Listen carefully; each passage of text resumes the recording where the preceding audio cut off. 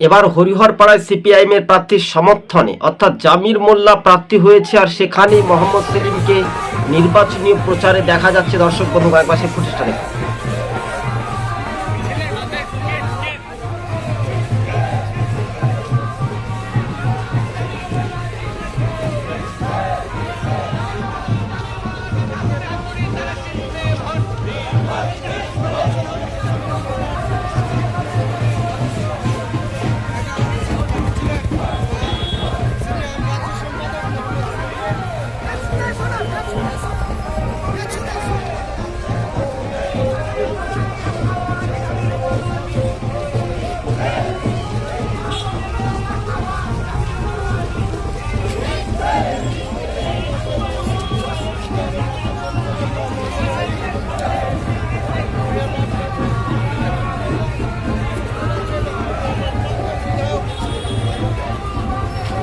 হ্যাঁ দর্শক বন্ধু, দেখতে পেলেন এবার কিন্তু সিপিএম আইএসএফ জোট হয়েছে। সেই জোটের ফলাফলটা যদি একটু পরিসংখ্যানটা বলা যায়, দেখুন ২ পরগনায় আইএসএফ একটা রেজাল্ট একটা ভালো হওয়ার চান্স রয়েছে।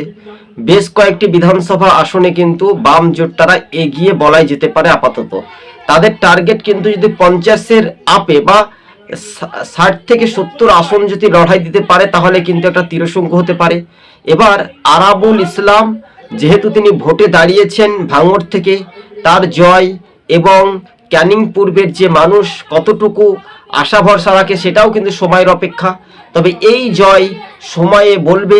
তবে মানুষ কি আদতে শান্তিপূর্ণ অবাধে ভোট দিতে পারবে, এই প্রশ্নটুকু আদতে থাকছে। দর্শক বন্ধুগণ, সবুজ বঙ্গ নিউজ চ্যানেলটি ভালো লাগলে শেয়ার করে পাশে থাকবেন।